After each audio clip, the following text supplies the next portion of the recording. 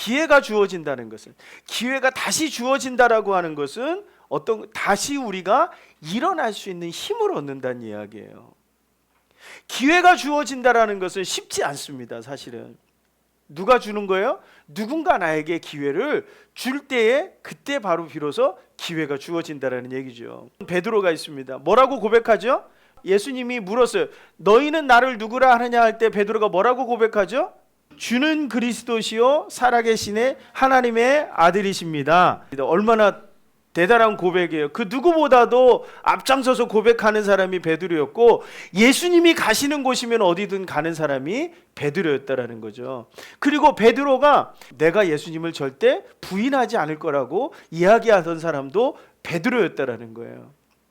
그런데 베드로가 어떻게 하죠? 인생에서 가장 치욕적인 일을 겪습니다. 예수님이 붙잡혀서 법정에 그 대제사장의 법정에 딱 섰을 때, 여러분들 베드로에게 묻는단 말이에요. 당신 예수님 따라다니는 사람 아니에요? 물었을 때 베드로가 몇 번 부인해요? 3번 부인해요. 누가복음에 보면 부인할 뿐만 아니라 뭐 했다고요? 예수님을 저주한다고요. 왜요? 그래야 내가 살거든요.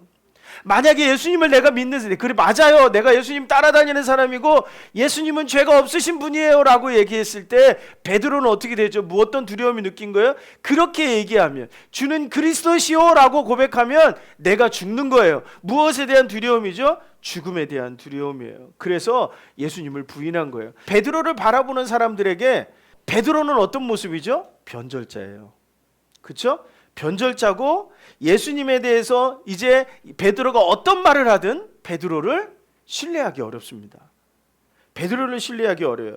여러분, 사실상 베드로가 예수님을 부인한 이 사건은요, 더 이상 베드로가 역사에서 예수님의 제자가 아니라고 하는 말과 같은 말이에요.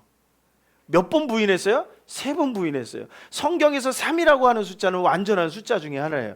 3, 7, 12로 가거든요. 그러니까 완전한 숫자들은 가장 완벽한 숫자는 10이지만 그것보다 더 완전한 첫 번째 완전함은 3으로부터 시작한단 말이에요. 3번 부인했다는 얘기는 완전히 부인했다는 얘기를 의미해요.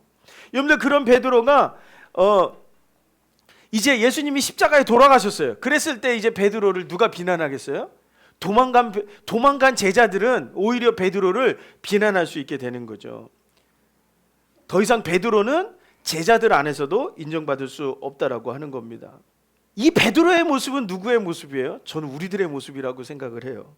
아무리 자신의 능력이 출중하고 자신의 능력이 뛰어나다 하더라도 순간적인 두려움 앞에 굴복하는 사람, 그 사람을 누구도 우리는 인정하기 어렵다라는 거죠. 우리도 여러분 조금 힘들 때 어떻게 되죠? 예수님을 고백하기보다는 분노하고 답답해하고 당황해하고 오히려 예수님이 없는 사람처럼 행동하는 우리들의 모습이 많다라는 거죠. 여기서 우리가 비교할 사람이 한 명 있어요. 누구냐 하면 가룟 유다입니다. 가룟 유다는 예수님을 팔았잖아요. 그런데 예수님을 부인했다라고 하는 것은 어떤 거죠? 예수님을 판 거나 마찬가지예요. 그러니까 가룟 유다나 베드로나 다르지 않다고요. 그런데 가룟 유다는 어떻게 하죠? 죄책감을 느꼈을 때 자살해요. 목을 매달아서 죽는다고요. 베드로는요, 엄청 뻔뻔해요. 베드로, 이렇게 뻔뻔한 사람이 있을까 싶을 정도로 베드로는 뻔뻔하단 말이에요. 부활하는 소식을 듣고는 어떻게 해요? 예수님의 무덤으로 달려가는 사람이 베드로예요. 숨지도 않아요. 왜요? 제자들이 모이는 곳에 당당하게 가서 앉아 있는다고요. 부끄럽지도 않은가요? 좀 부끄러워야 되는데 베드로는 그런 것도 없어요. 여전히 자기가 리더라고 생각을 해요. 부활하신 예수님이 아침 조밥 먹으러 오셨을 때 누구도 있어요? 베드로도 있단 말이에요. 우리가 가지고 있는 여러분, 우리가 가지고 있는 죄책감, 그리고 감정, 우리가 갖고 있는 능력의 한계, 건강의 문제, 이런 것들 때문에 우리 스스로 무너지는 경우가 너무 많죠. 근데 베드로는 어떻다고요? 이러한 것들을 그 핸디캡이라고 하잖아요. 열등, 이런 어떤 도저히 하나님 앞에 설 수 없는 이런 핸디캡을 가지고 있음에도 불구하고 뻔뻔하게 누구 앞에 서요? 예수님 앞에 선다는 거예요. 주님 아시지 않습니까? 내가 주님을 다른 사람들보다 더 사랑합니다. 이런 말이란 말이에요. 여러분, 저도 어이가 없지만 베드로는요, 예수님의 2번째, 3번째 질문에도 같은 답변을 했습니다. 여러분들, 그런데 그 고백하는 베드로에게 예수님이 어떻게 하셨어요? 다시 사명을 부여해 주셨다라는 거예요. 어떤 사명이요? 내 양을 먹이라는 거예요. 내 양을 치라는 거예요. 좌절하고 절망하고 있고 죄책감 가운데에 부끄러울 수밖에 없는 베드로예요. 그 베드로에게 예수님 뭐라고 얘기하세요? 내 양을 먹이라고 얘기하는 거예요. 예수님은 어떤 분이세요? 다시 기회를 주시는 분이 바로 우리 주님이세요. 죄가 많아서, 몸이 약해서, 능력이 없어서, 출신이 없어서 하나님의 일을 못하는 것이 아니에요. 죄책감에 자살하는 가룟 유다가 일견 우리가 볼 때는 그 사람이 굉장히 의로워 보일지는 모르겠지만 하나님이 보실 때 이 사람은 절대 의로운 사람이 될 수 없어요. 왜요? 하나님은 어차피 이 사람들이 부인하고 나를 팔 거고 그리고 얼마나 많은 죄 가운데 허덕이는 사람들이라는 걸 알기 때문에 십자가로 가신 거거든요. 베드로가 부인할 것을 이미 아셨거든요. 근데 예수님이 원하는 것은 어떤 거예요? 하나님 앞에 다시 서는 거예요. 그래야 예수님이 어떻게 하실 수 있어요? 기회를 주실 수가 있어요. 예수님은 우리에게 어떤 분이냐면 기회를 주시는 분이에요. 예수님이 기회를 주시는 이유가 뭐죠? 이 땅에 오신 목적이 그런 거예요. 누구를 선택하려? 의인을 선택하러 오신 분이 아니란 말이에요. 의인들에게 더 많은 일을 맡기러 오신 분이 우리 주님이 아니세요. 능력 많은 사람에게 더 많은 능력을 주시기 위해서, 돈 많은 사람에게 더 많은 돈을 주시기 위해서 이 땅에 오신 분이 예수님이 아니란 말이에요. 예수님은 어떤 분이죠? 능력 없는 자가 능력 있게 만들기 위해서, 구원을 잃어버린 자가 구원을 얻게 하기 위해서, 기회를 잃어버린 자가 다시 기회를 얻게 하기 위해서 이 땅 가운데 오신 거예요. 그게 뭐예요? 구원이에요. 그러니까 어떻게 해요? 치료하시는 거죠. 육신의 질병을 치료하시는 이유가 뭐예요? 다시 일어나라는 거예요. 내가 너에게 다시 기회를 주겠다는 거예요. 어떤 기회예요? 하나님의 백성으로 살아갈 수 있는 기회예요. 어떤 기회예요? 이제 베드로처럼 제자가 된 사람들에게는 하나님의 사역을 할 수 있는 기회를 주신다는 거예요.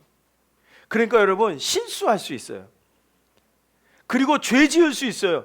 분노할 수 있어요. 감정에 치우쳐서 내가 실수할 수 있단 말이에요. 그런데 예수님은 어떻게 말하고 계신다고요? 네가 나를 사랑하느냐고 묻는 거예요. 네가 다른 사람들보다 나를 사랑하느냐고 묻고 계신다고요.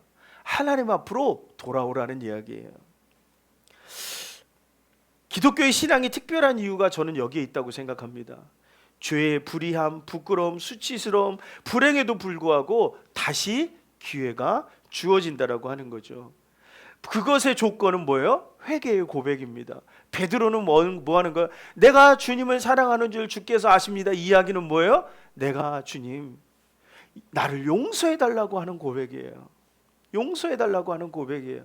베드로가 왜 모르겠습니까? 그러나 베드로는 누구를 포기하고 싶지 않은 거예요. 사람들 앞에 예수님을 부인했지만 예수님을 포기하고 싶지 않은 거예요. 순간적인 두려움에 내가 실수했지만 그것으로 인해서 예수님을 놓치고 싶지 않은 거예요. 그러니까 어떻게 해요? 예수님 앞에 다시 서는 거예요. 네가 나보다 다른 사람들을 더 사랑하니? 물으신다고요.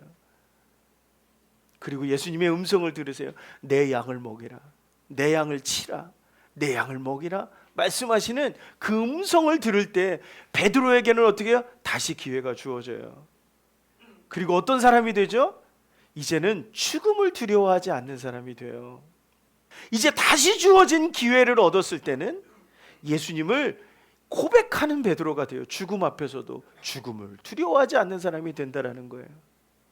여러분, 하나님이 우리에게 다시 기회를 주십니다. 내가 좌절할 때도 기회를 주실 겁니다. 몸이 약할 때도 기회를 주실 겁니다. 내가 연약할 때도 기회를 주실 겁니다. 가난해졌을 때도 기회를 주실 겁니다. 그 기회를 놓치지 마십시오.